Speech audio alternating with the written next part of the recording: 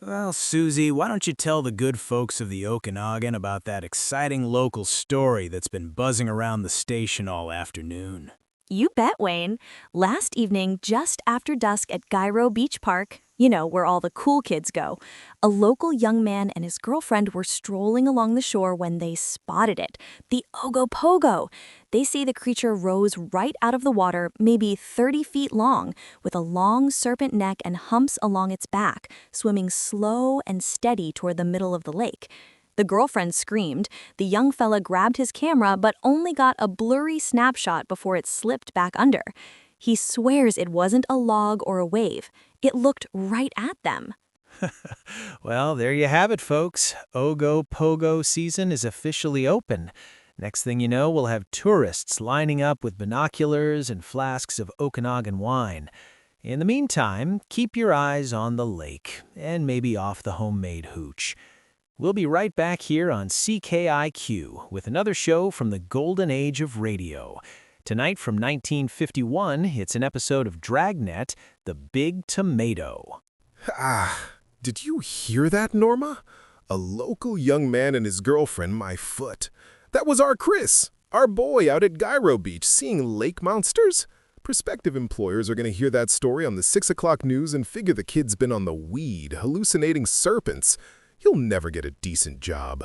Oh, Earl, settle down before you pop a blood vessel. It's just a silly Ogopogo tale. Kids have been spotting that old lake lizard since the 30s. Chris probably had his arm around the girl and got a little carried away with the moonlight. Moonlight my eye. And wouldn't you know it, tonight's radio show is that Dragnet episode about kids getting mixed up with marijuana. Perfect timing. Honest, Sergeant Friday, I only took one puff. It was just a little reefer, I swear.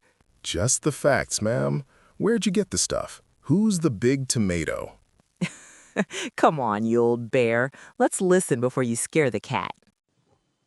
The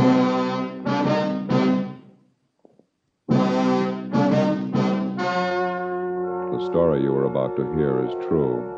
Only the names have been changed to protect the innocent. Fatima Cigarettes, best of all long cigarettes, brings you Dragnet.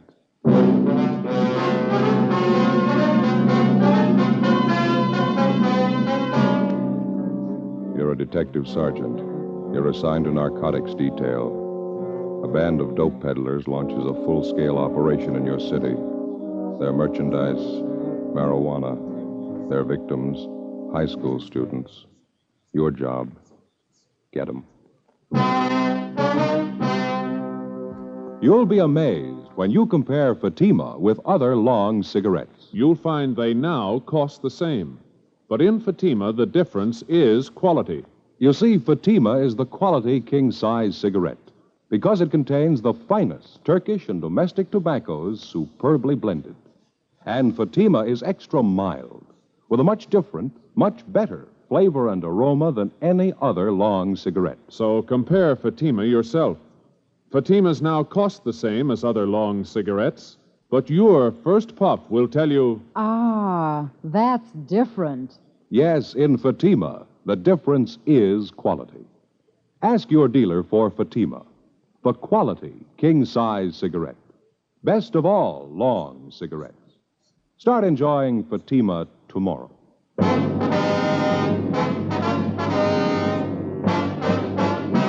Dragnet, the documented drama of an actual crime. For the next 30 minutes, in cooperation with the Los Angeles Police Department, you will travel step by step on the side of the law through an actual case transcribed from official police files. From beginning to end, from crime to punishment, Dragnet is the story of your police force in action. It was Thursday, April 11th. It was warm in Los Angeles. We were working the day watch out of narcotics detail. My partner's Ben Romero. The boss is Captain Kearney. My name's Friday. I was on the way back from R&I, and it was 10:25 a.m. when I got to Central Station. Narcotics detail. Joe? Hi. What'd you find out? Talked to the coroner. He finished posting the body. Yeah? Cause of death, multiple fractures of the skull, internal injury. Boy was 17 years old. Yeah. Did you check the car? Yeah, the kid must have been doing at least 70 when he hit that street light. It's a real mess. The car was really wound around that pole. We're going to have to dig up a fast answer somewhere. Lousy racket. Well, there's only one way to burn it out. Find the big man and throw the book at him. Make him an example he'll never forget, huh? You checked with Juvenile Bureau? Yeah, the evidence has been booked with the property clerk. How about the boy's parents? Mrs. Moore wasn't feeling too well. They drove her home. Father's still down the hall, Inspector Walker's office. Well, can we talk to him now? Yeah, he should be free by now. Let me check the book. I already did. There's no calls. Oh, okay. Let's go.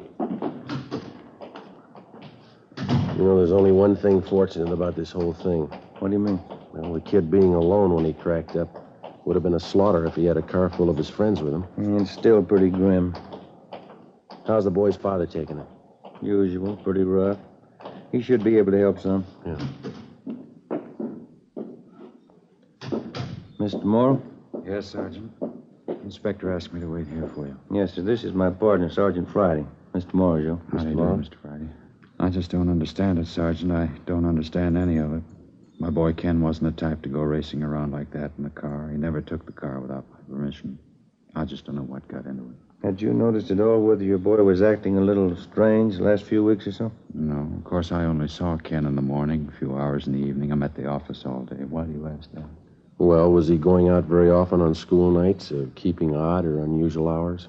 He used to go to the library 3 or 4 nights a week to do his schoolwork. Got home about midnight a few times, and I warned him about that. Mm-hmm. Did you have any way of knowing if he was really spending his nights at the library? No, but I took his word for it. Ken didn't lie to me.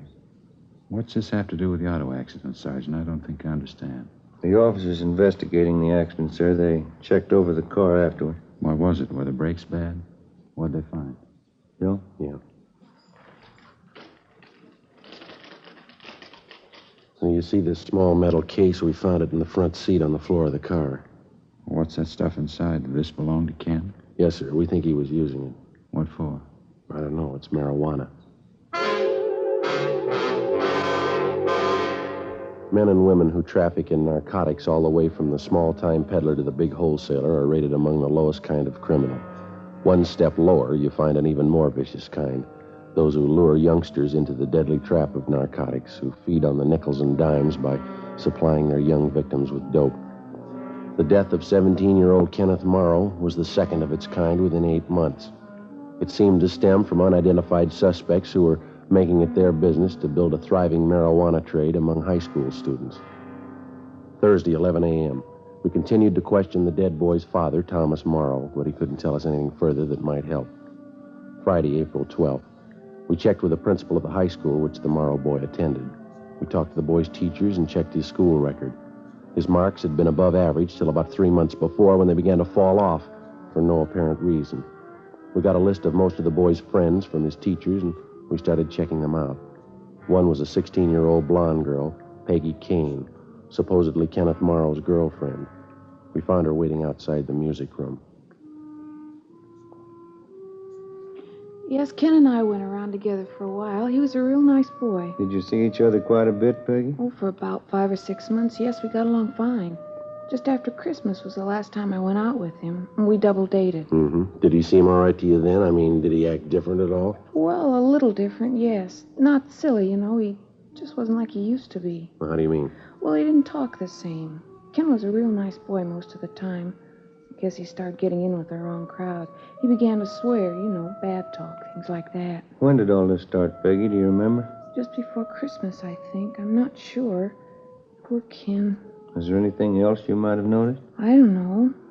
Ken used to be pretty good about his studies, and all of a sudden it seemed he just didn't care. Sometimes he'd come into the library. We used to study there. And he'd make a lot of noise. He just changed, that's all. After a while, we didn't see each other there anymore. Well, why was that, Peggy? We just didn't come down. I called his house a couple of times. His folks said he was at the library. I didn't say anything to him. Mm-hmm. Well, did Ken have many friends here at school? Do you know that? Not many, no. I see. Well, those he did have, who would you say was closer to him? Oh, gee, I don't know, Sergeant. There were half a dozen of them. Ken used to be with all of them. No one boy in particular? Well, Bob Lavelle, maybe. I saw Ken in Bob's car a few times. Does Lavelle go to school here? Yes, he's a senior. Ken used to work with Bob down in the cafeteria after school, but he got in a mix-up. He was fired. Bob was fired? No, Ken. Oh. He was rude to one of the ladies down there who does the cooking. Bob still works there. Would he be at the cafeteria now, do you know? Yes, I think so. The fountain's open till about 3:30. And you think that this Bob Lavelle was about the closest friend that Ken had, huh? I think so. The only one I know, anyway. Have you talked to Ken's folks? Yeah, we have. I feel so sorry for him. Oh, gee, I think I have to go now, Sergeant. I have a chemistry class. Just one more question, Peggy. Last time you went out with Ken on this double date, who was the other couple? Do you remember? I don't remember their names. They were some kids I never saw before. Ken knew them. It wasn't much of a date. Mm-hmm. Where did you go? We started for the show, but Ken changed his mind. He wanted to go to the beach and park. He was acting funny, talking all the time, saying silly things. The other boy was the same way. Oh, were they drinking? No, I never saw Ken take a drink. I couldn't smell any liquor on his breath. I don't know. It was such a silly thing. What's that?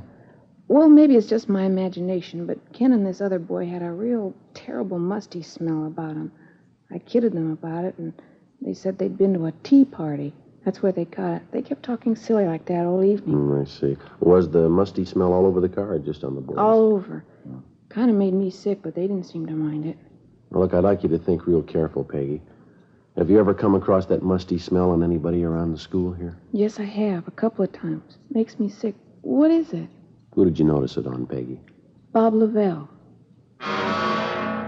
Ben and I went back to the principal's office and checked the record on Robert Lavelle. He was 18 years old, and he was scheduled to graduate in June. The registrar told us that there was a good chance that he wouldn't be graduated because his marks had been poor for the better part of the year. They dropped even lower during the present semester. Lavelle had played football the year before and had made third string on the all-city team. He was well liked by his teachers. For the last 2 years, he'd worked part-time at the school soda fountain. We went down to interview him. Nice setup, huh? Yeah. Cafeteria, soda fountain. Wasn't like that in my day. That must be the boy there behind the counter. Oh, yeah. Let's sit down. Mm-hmm. How about that, Joe? What's that? That sign hanging up there. Idiot Special. 5 scoops of ice cream, marshmallow, bananas, chocolate, strawberry flavoring, whipped cream topping, maraschino cherries, chopped nuts, and onion? No, you're reading over. That's on the hamburger sign there. Oh. Yeah? You want something? Chocolate soda. Could you make it with vanilla ice cream, please? Chocolate soda with vanilla cream. Are you Bob Lavelle? Yeah, that's right. Police officers, Bob. We'd like to talk to you. Oh. Well, I'm pretty busy right now. Got to clean up. We close in a few minutes. I'll make you soda right away. You say chocolate? Yeah, that's right. Well, we'll make it brief. Did you know Ken Morrow, Bob? A little, yeah. He used to work here. Did you spend much time with him? Outside of school, I mean? Not much. Went to a couple of shows together. That's about all. I'm kind of rushed now. When was the last time that you saw him? Do you remember? A week ago, I guess. Too bad about Ken. How about the night he was in the accident?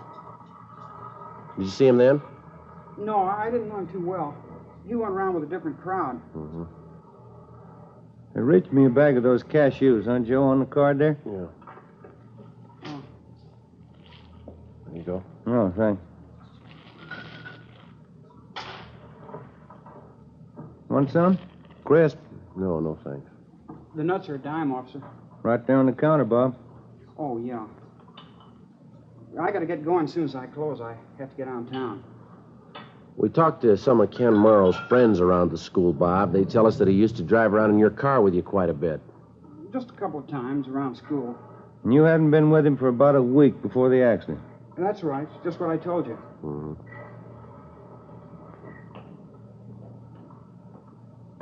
You want a little whipped cream on that? Yeah, Lil. How about a cherry? Good idea. There you are. Thank you. Too late to fix a hamburger? Yeah, I really got to close up. It's getting a little late, officers. I'm going to have to close up right now. Well, we'll make it fast. Did you notice anything different about the Morrow boy in the last few weeks? Anything peculiar at all? No, he was the same as ever. I didn't notice anything. All right, look, Bob, we're going to lay it out for you. Did you know he was using marijuana? No, I didn't know anything about it. You have any idea where he might have gotten it? I wouldn't know that. Look, you mind if I lock up the counter now? I'll come around the other side. Sure, go ahead.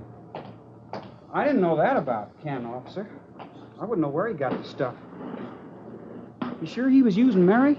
Well, we found some in his car. We found some more in his locker upstairs. That's tough. Anything more, officer? I gotta hurry. Well, it's just routine, Bob. We did the same with the other boys we talked to. We'd like to check your locker. You don't mind, do you?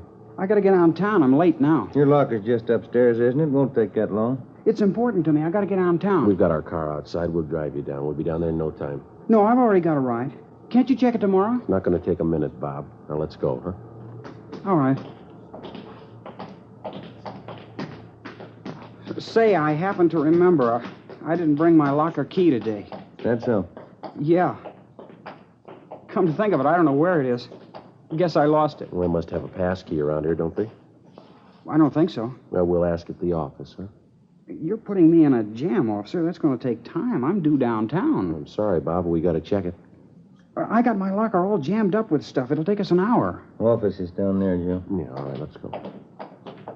I don't know why you're picking on me. My locker's jammed. They can't get it open. Why are you picking on me? Let's ask him here. Go ahead, Bob. Close the door. Yeah? I got my key. I'll show you. Robert Lavelle took us to his locker and opened it. Hidden inside one of his gym shoes, we found 4 sticks of medium-grade marijuana. We took them, put them in an envelope, and sealed it. On the way downtown, the boy told us that he'd been buying this stuff for about 6 months and reselling it to some of the students at the high school. Said that he paid 50 cents apiece for the sticks and sold them for 75. He was an occasional user himself. Before we turned him over to the juvenile officers, he told us that a man named Ray Jensen supplied him with the marijuana. Jensen's address was a trailer camp in the southwest part of Los Angeles. We drove out and checked with the operator of the camp. He pointed out Jensen's trailer at the rear of the camp. That one, Joe? The blue and gray one? Yeah, this is good right here. Okay.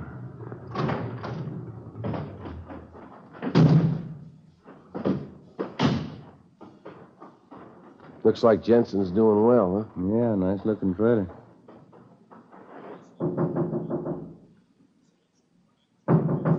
Just a minute. Yeah? Police officers. All right, open it up. Get out of here. Come Get on, out. watch it, Joe. All right, hold it, mister. Get out. Get out. All right, Jensen. That's good, Ben. I'll get him. Yeah. All right, come on, get out. What's the pitch, huh? Where's your warrant? It's all over the floor, Jensen. Marijuana. Who tipped? One of those lousy kids, huh? Which one? You guess. You know enough of them. You can't tab me for all that. I'm not the big guy. All right, then who is? I don't know. I'm only one of the mules. Where do you get your stuff? The big guy, the big tomato. That's what they call him. Yeah? Big man. Nobody sees him. I don't even know what he looks like. Neither do you. You let us worry about that. Come on. Big tomato. That's what they call him. You won't get him. He's smart. You won't get him in 89 years. Maybe not, but we'll get him.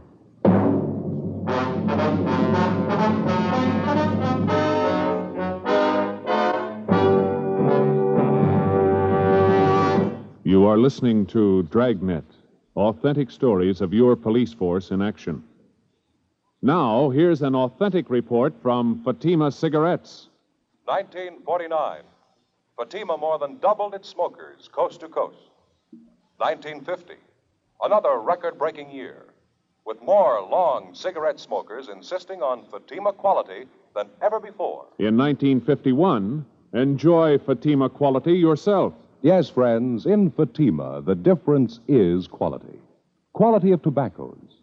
The finest Turkish and domestic varieties, extra mild and superbly blended, to give you a much different, much better flavor and aroma. Quality of manufacture.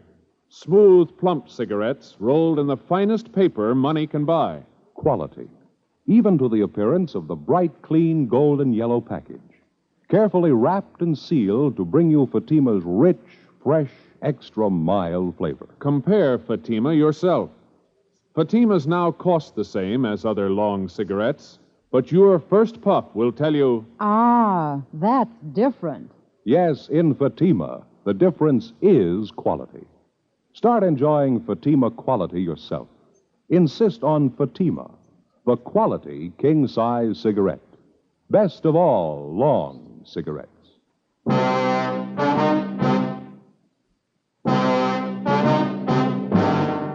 Friday, April the 12th, 7 p.m.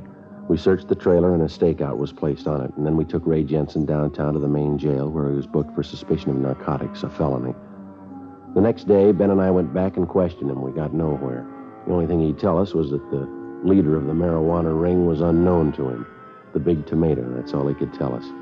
We went back and started rechecking leads furnished us by some of the high school boys who'd purchased narcotics from Robert Lavelle. They all ended nowhere.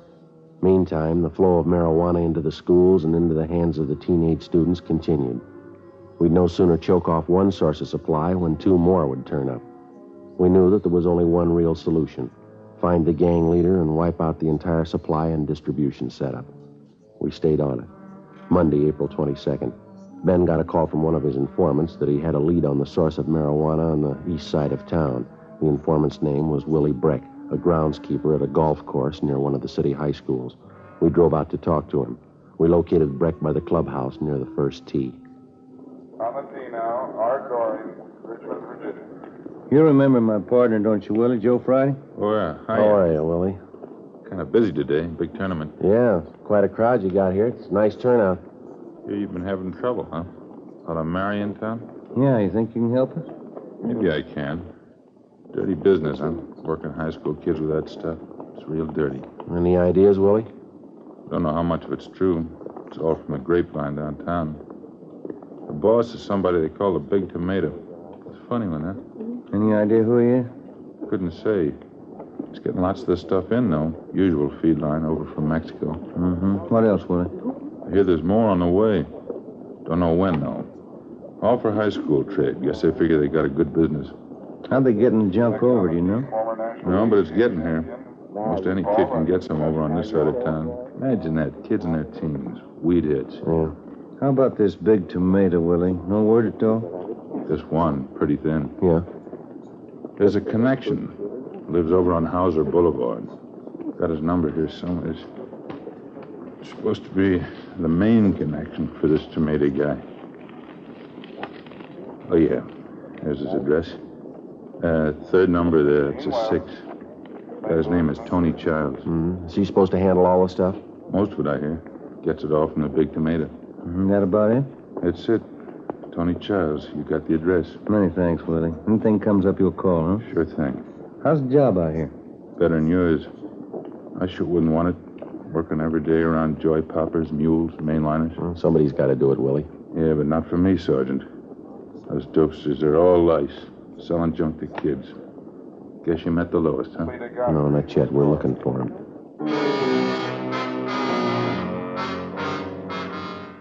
We went back to the office and checked the name and address of Tony Childs through R&I. No previous record. A stakeout was placed on his home and at his place of business. Childs himself was placed under 24-hour surveillance. A week passed. Nothing happened. Another week. Still nothing. There was no let-up in the supply of marijuana finding its way into the city and then into the schools. We couldn't see the beginnings of the racket, but we saw the end result. The percentage of juvenile users was still on the upswing. Wednesday, May 8th. We heard rumbles of another big marijuana buy in the offing. Either it failed to materialize or we missed it. Friday, May 10th. Ben and I took our turn shadowing the suspect, Tony Childs. Can you see him from here, Joe? Yeah. He's still in the barber shop. There's 2 guys with him. Yeah. 4:10. We better check in, huh? Yeah, I'll call in, huh? Drugstore there. Must have a phone. Yeah, all right. I'll be right back.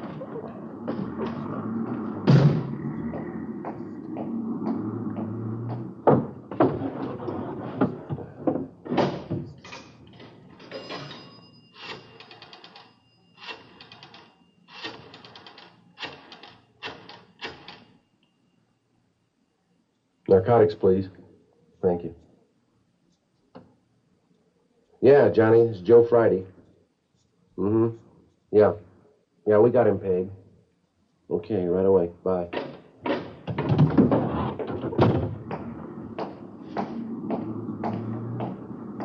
What have you got? Tony Childs. They want him picked up right away. How come? Well, they just raided his place. They found 32 ounces of weed in his room. Supposed to have more on him. Well, let's go. Come on. What do you think? Trouble? Well, don't be surprised.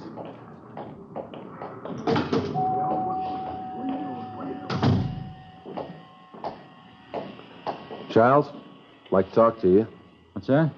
Police officers like to talk to you and your two friends here downtown.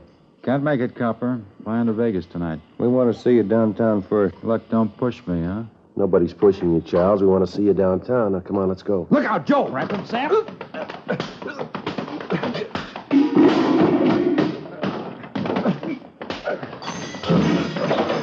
Watch it!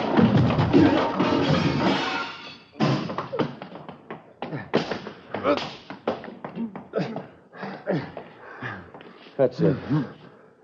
3 of them. Okay. I'll get him. All right. All right, come on, you. And I'm glad this doesn't come up often. Where's the barber? He ran outside. Rough one, huh? Yeah. What's your hunch, Joe? Think one of these 3 is the big tomato? I don't know. Let's ask him.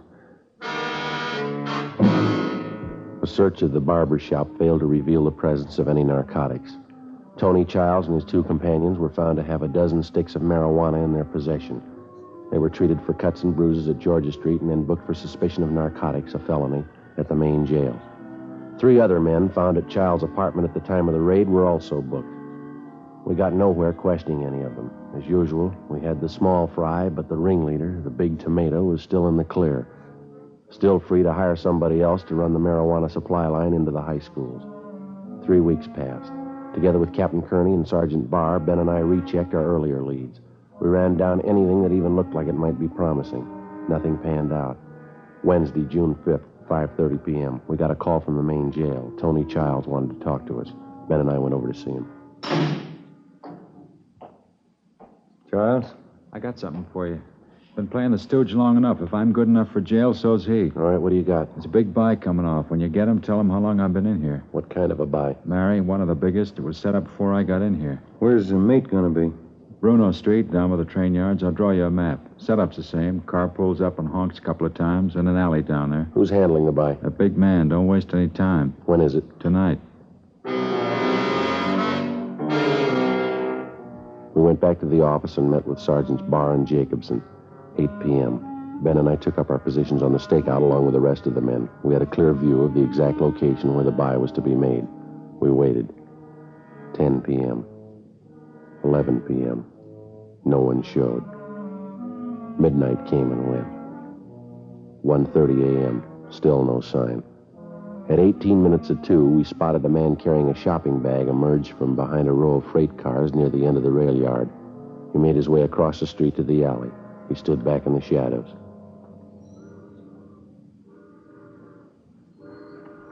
As soon as the car gets in the alley, we pull up and block it, huh? Yeah, that's right. Beck will do the same thing down at the other end.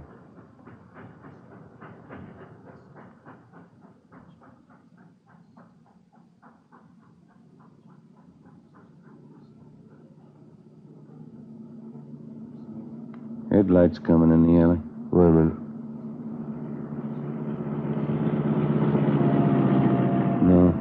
No, they're going on through. What's the time now? 4 minutes to 2. We waited. 18 minutes passed. Still no sign of the car that, according to Childs, was supposed to be there for the big buy. We could still see the figure of a man with a shopping bag huddled in the alley. 3 a.m. Joe? Yeah? Car down there in the alley. Yeah. That's it. You want to start up? Yep. Just enough to block the alley. Uh-huh. That's good. All right, come on, let's go. Come on. All right, kill your engine and get out of the car. Joe, look out!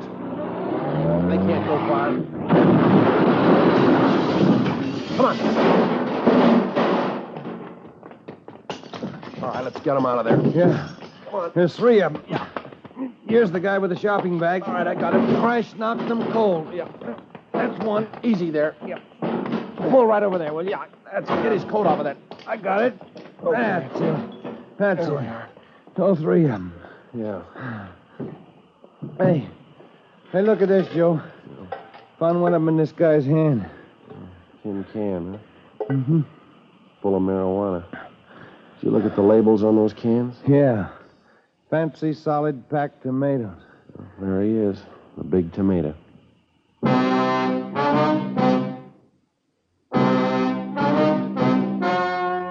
story you have just heard was true. Only the names were changed to protect the innocent. On October 3rd, trial was held in Superior Court, Department 89, City and County of Los Angeles, State of California. In a moment, the results of that trial. Now, here is our star, Jack Webb. Thank you.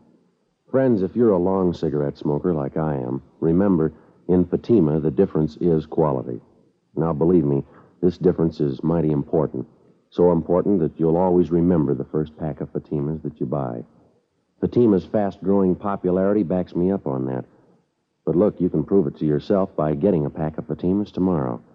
You'll find that they now cost the same as other long cigarettes, and your first pack will convince you to go right on smoking them. Join me and the new thousands who enjoy Fatima's extra mildness, Fatima's rich, better flavor and aroma. You'll discover what all we Fatima smokers know. In Fatima, the difference is quality.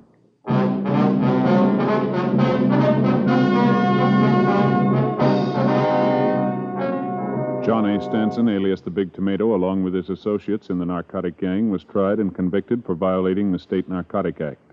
He received sentences as prescribed by law and are now serving their terms in the state penitentiary.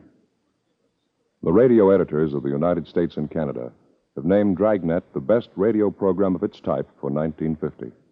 And Dragnet's Jack Webb, the most promising star of tomorrow. In behalf of Dragnet, I'd like to thank the radio editors of the United States and Canada and the editors of Motion Picture Daily who conducted the voting in the 15th annual poll for Fame magazine.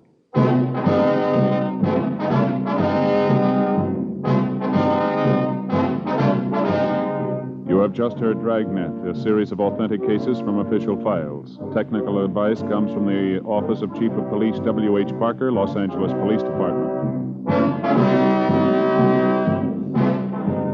Fatima Cigarettes, best of all long cigarettes, has brought you Dragnet, portions transcribed from Los Angeles.